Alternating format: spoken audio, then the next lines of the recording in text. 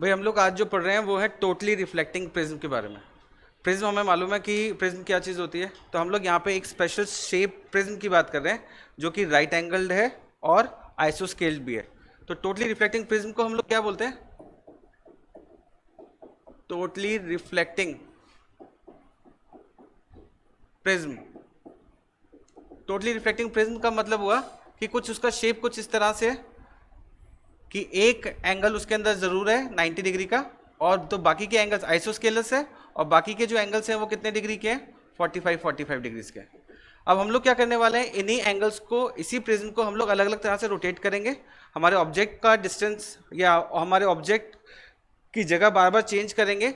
Depend करता है कि हमारे को किस तरह की रिक्वायरमेंट है। मान लीजिए कि हमारे को अगर कोई ऑब्जेक्ट मैंने लिया, उस ऑब्जेक्ट को 90 डिग्री से अगर रोटेट करना है, तो मुझे इस प्रिज्म को किसी पर्टिकुलर ओरिएंटेशन में रखना होगा जिससे मुझे उस तरह की इमेज फॉर्म हो। फॉर एग्जाम्पल इसे हम लोग क्या बोलेंगे? Right angled isosceles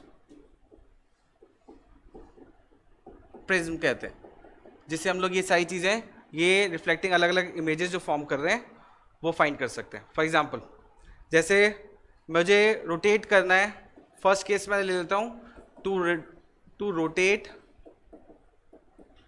image through, कितने डिग्री से रोटेट कर देते हैं? सबसे पहले 90 डिग्री से रोटेट कर देते हैं।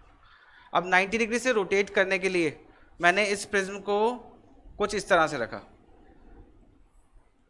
कि सपोज अगर मैं इस प्रिज्म को इस तरह से रख रहा हूँ तो वो उसकी रे कैसे बनाएगा?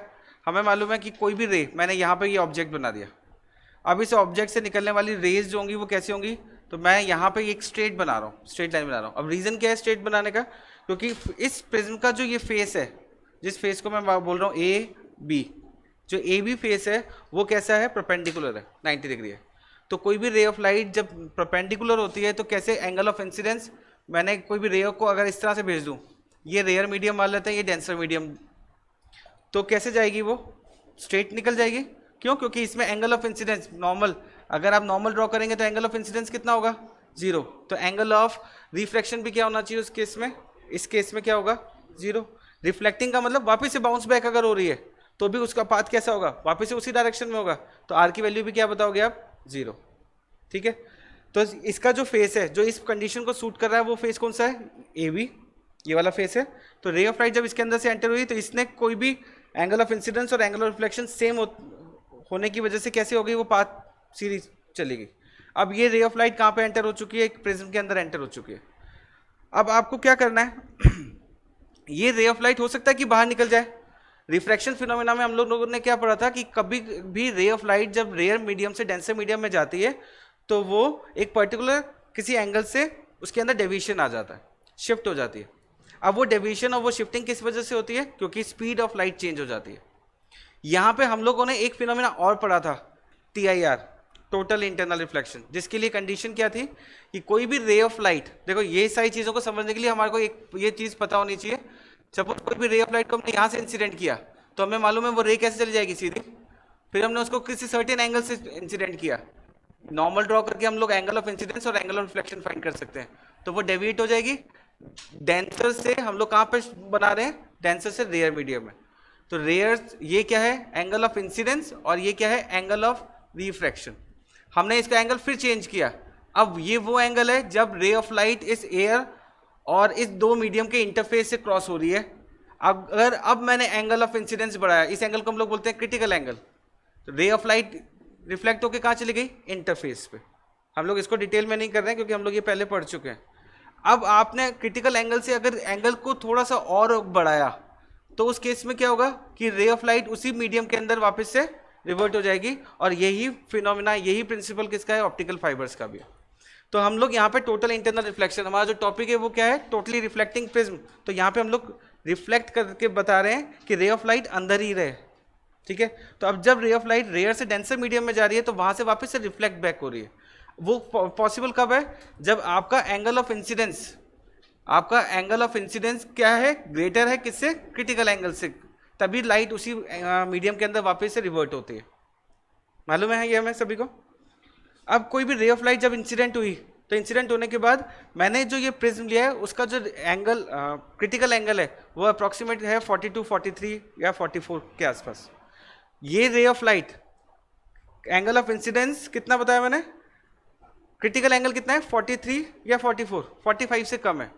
अगर कोई भी रे ऑफ लाइट 45 डिग्री से मैं अगर इसमें इंसिडेंट कर रहा हूं तो क्रिटिकल एंगल से ज्यादा है, यही है ना। अब 45 डिग्री से कैसे इंसिडेंट किया, देखो इसको इसका मैंने एक नॉर्मल ड्रॉ किया, ये क्या है एंगल ऑफ इंसिडेंस, तो एंगल ऑफ रिफ्लेक्शन क्या होना चाहिए, रिफ्लेक्शन होगा या रिफ्रैक्शन होगा, वो कौन डिसाइड कर रहा है, ये एंगल डिसाइड कर रहा है, ये एंगल डिसाइड करेगा।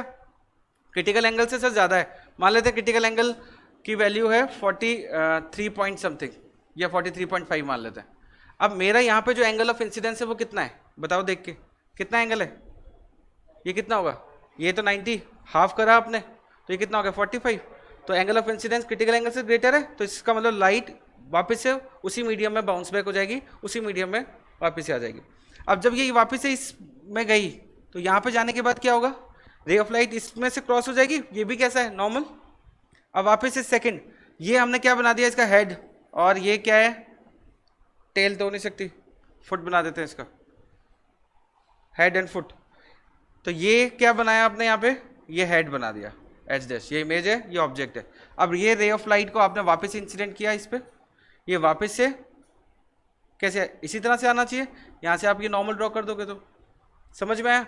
सेम यही चीज़ हम लोग इसकी पोजीशन को चेंज करते जाएंगे और ये एंगल्स को बनाते जाएंगे, हमें खुद को पता लग जाएगा कि ये किस डायरेक्शन में जाने वाली है। अब आपको देखो ये हेड और ये टी डैश बना रहा है, एच एरो ऊपर की तरफ है ना, तो आपकी जो इमेज फॉर्म हो रही है वो इमेज कहाँ पे हुई है, ये वाली, ये आपकी इमेज हो गई। तो आपने इमेज को कितने डिग्री से रोटेट कर दिया, थ्रू 90 डिग्री से आपने रोटेट कर दिया। समझ में आई ये बात। अब अगर मुझे सपोज इमेज को 180 डिग्री से रोटेट करना है तो मुझे उस प्रिज्म को कैसे रखना पड़ेगा, ये नोट करते जाओ फटाफट। 90 डिग्री से रोटेट किया तो अब इस प्रिज्म को हम लोग कैसे रख दें कि ray of light just opposite, object के जस्ट अपोजिट बने। तो ऑब्जेक्ट का अपोजिट क्या है,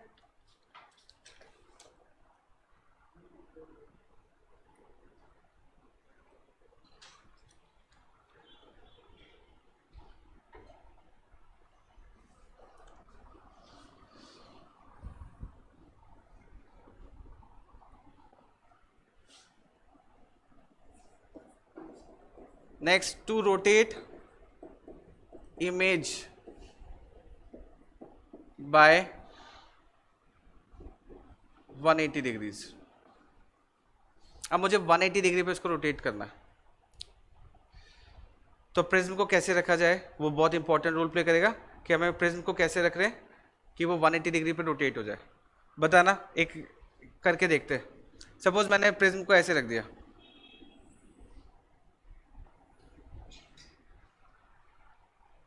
अगर ये ऑब्जेक्ट है, ये अगर ऑब्जेक्ट है तो रे ऑफ लाइट यहां से तो एज इट इज सेम वही यूज करते जाएंगे साथ साथ, यहां से तो एज इट इज।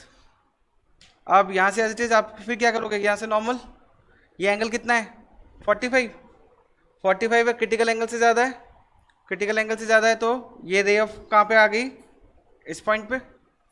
अब फिर आप क्या करोगे इसमें, इसका नॉर्मल, फिर वापस से ये रे ऑफ लाइट कहाँ पे चली जाएगी, इस साइड, ये आपका क्या हो गया, ये नॉर्मल। अब ये क्या था, ये हेड और ये फुट। अब हेड, ये अभी आपने क्या बनाया, ये हेड बनाया, फुट बनाना भी है, तो फुट बनाने के लिए भी हम लोग क्या करें, कुछ इसी तरह से बनाएं, ठीक है। फिर बार बार बनाने की जरूरत है, अब सीधा और डायरेक्ट, ये क्या बन गया आपकी इमेज, ये आपका बन गया एच डैश और ये आपका क्या बन गया एफ डैश। क्यों, क्योंकि क्रिटिकल एंगल से ग्रेटर है, तो आपकी इमेज कितनी डिग्री से रोटेट हो गई इस बार, 180 डिग्री से। क्लियर, समझ में आई। चलो अब हम लोग इसको रोटेट कर देते हैं। इस दोनों में रे ऑफ लाइट क्या हुई है, डेविएट हुई है, deviation of ray of light हुआ है, डेविएट हुई है ना। अब हम लोग रे ऑफ लाइट को बिना डेविएट किए, इसके ये याद है कि हमने पहले कभी पढ़ा है, पेरिस्कोप पढ़ा है हमने, पेरिस्कोप में इसी तरह से 45 डिग्री पे ही रखा जाता था। तो आप इसकी एक एप्लीकेशन पे लिख सकते हो कि it is used in periscope.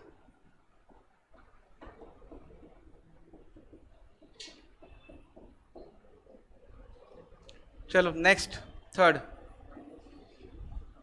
अब प्रिज्म को हम लोग रख देते हैं। अब हमारी रिक्वायरमेंट है, हम लोग चाहते हैं कि ये आपका सपोज ऑब्जेक्ट यहाँ पे हमने ऐसे रखा है, अब आपकी जो इसकी इमेज है उसके जस्ट सामने इरेक्ट इमेज बने, जस्ट उसके अपोजिट साइड में। उसकी इमेज कैसी बने? उसके जस्ट अपोजिट साइड में, और वो इमेज कैसी हो? इरेक्ट इमेज हो। कैसे बनाए? चलो मैं अब इस प्रिज्म को ऐसे रख देते हैं,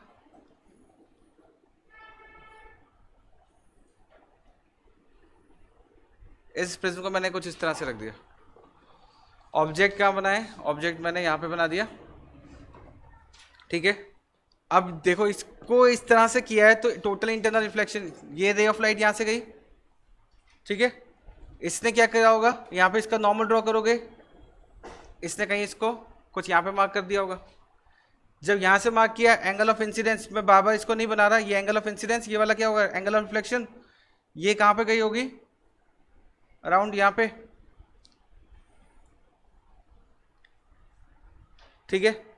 फिर वापस से नॉर्मल ड्रॉ करोगे तो डेंसर से रेयर मीडियम कैसे होना चाहिए? Away from the normal. ये पहली वाली रे की बात कर रहे हैं हम, ये रे। अब जरा सेकंड भी बना के देखें, सेकंड वाले में क्या कैसा होगा कि ये रे ऑफ लाइट यहाँ पे, ये रे ऑफ लाइट कुछ इस तरह से ऐसे ही होना चाहिए ना। नॉर्मल बना के चेक कर सकते हो बार बार। फिर क्या होना चाहिए? कुछ यहाँ पे, फिर नॉर्मल बनाया, फिर अवे फ्रॉम द नॉर्मल। अब जरा बताओ कि इमेज कैसी है? इसको नाम बोल देता हूँ मैं, सपोज ये ए और ये बी। ए कौन सा है इसमें से? ये वाला, नीचे वाला। तो ये ए, तो इमेज आपकी कैसी बनी? ये हो गया आपका ए डैश, और ये वाले आपके हो गई बी डैश। बनाते जाओ साथ साथ, ठीक है। इमेज कैसी है?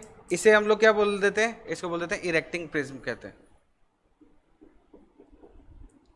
Erecting prism.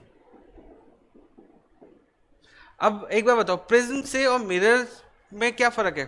ज्यादा अच्छी इमेज कहाँ पे बनेगी, प्रिज्म में या मिरर में? तो प्रिज्म के केस में सबसे ज्यादा अच्छी इमेज बनेगी, क्योंकि प्रिज्म कई सारे फैक्टर्स जो इफेक्ट कर देते हैं इमेज को। जैसे कि मिरर के केस में क्या होता है कि जब भी हम लोग इमेज बना रहे हैं, कोई भी ऑब्जेक्ट को अगर हम लोग मिरर के सामने रख रहे हैं, तो उसकी जो इमेज बनती है वो एक नहीं मल्टीपल इमेजेस बन जाती है। जब मल्टीपल इमेज, एक तो इमेज प्रोमिनेंट इमेज होगी, बाकी की इमेजेस साथ में बन रही हैं, तो हमारी रिक्वायरमेंट क्या है? एक ही इमेज देखनी है हमारे को। तो जब एक ही इमेज देखनी है, वो इमेज प्रोमिनेंट होनी चाहिए, तो मल्टीपल इमेजेस हमारी रिक्वायरमेंट नहीं है। प्रिज्म के केस में कभी भी मल्टीपल इमेजेस फॉर्म नहीं होगी। दूसरी इंपॉर्टेंट चीज, प्रिज्म जब आप मिरर है, मिरर के बैक साइड को जब आपको पॉलिश करते हो, उस पॉलिश करने वाले मटेरियल के ऊपर डिपेंड करता है कि रिफ्लेक्शन कितना अच्छा होने वाला है। अगर वो रिफ्लेक्टिंग सरफेस में आपने उसको पीछे से जो टार्निश किया है, उसको आपने जो पीछे से पेंट किया है, वो अगर बेस्ट रिफ्लेक्टिंग सरफेस नहीं है, तो इमेज जो बनेगी वो इतनी क्लियर इमेज नहीं बनेगी। आप खुद को अगर अच्छे मिरर्स के सामने खुद को अच्छा देखना चाहते हो, तो आपको जो रिफ्लेक्टिंग सरफेस होनी चाहिए जो बैक साइड में, वो भी कैसी होनी चाहिए? टोटली एब्जॉर्ब नहीं करनी चाहिए, वो लाइट को 100% रिफ्लेक्ट बैक कर देनी चाहिए। तीसरी इंपॉर्टेंट इसी रीजन से रिलेटेड थर्ड पॉइंट क्या होता है कि जो प्रिज्म होता है, प्रिज्म के केस में क्लैरिटी ज्यादा होती है। रीजन बीइंग, जो मिरर्स हैं, वो मिरर्स में जब रे ऑफ लाइट एंटर हो रही है, तो होने के बाद लाइट की जो इंटेंसिटी उसका फर्क पड़ जाता है। बाकी चीज़ों का फर्क नहीं पड़ रहा, पर लाइट की जो इंटेंसिटी है, वो इंटेंसिटी क्या हो जाती है? कम हो जाती है। तो आपका जो ऑब्जेक्ट की लाइट की इंटेंसिटी है और जो इमेज की लाइट की इंटेंसिटी है, उन दोनों में डिफरेंस होने की वजह से हम लोग जो बेस्ट रिफ्लेक्टिंग सरफेस बोल रहे हैं, रिफ्लेक्टिंग सरफेस बोल रहे हैं, उसे क्या बोल रहे हैं? प्रिज्म बोल रहे हैं। अब रिफ्लेक्शन कहाँ पे हो रहा है? इंटरनल रिफ्लेक्शन हो रहा है। इमेजेस उसी को यूज करते हुए हम लोग क्या इसकी इमेजेस फॉर्म कर रहे हैं। इसको आप जैसे जैसे रोटेट करते जाओगे, आप इसकी इमेजेस अपने आप बना सकते हो। एग्जाम के अंदर आपको कोई पर्टिकुलर टाइप का प्रिज्म देंगे, इसी टाइप का प्रिज्म देंगे, और आपको वो बता देंगे कि आपका ऑब्जेक्ट यहाँ पे रखा हुआ है, उसकी इमेज बताओ। तो आपको सिर्फ ध्यान क्या रखना है कि क्रिटिकल एंगल बनेगी या नहीं बनेगी। उसके लिए क्या इंपॉर्टेंट है कि क्रिटिकल एंगल से आपका एंगल ऑफ इंसिडेंस ग्रेटर है या नहीं है, तो वो आप इजीली बता सकते हो। क्रिटिकल एंगल आपको मालूम होगा कि इसका क्रिटिकल एंगल कितना है, जैसे वो रिफ्लेक्टिंग सरफेस का क्रिटिकल एंगल कितना है वो आपको मालूम है। अब आपकी रे ऑफ लाइट का जो इंसिडेंस है उससे ग्रेटर है तो ये रिफ्लेक्ट करेगा, नहीं तो ये रिफ्रैक्ट कर देगा, मतलब उस मीडियम से वो क्या निकल जाएगा, बाहर चला जाएगा। समझ में आया?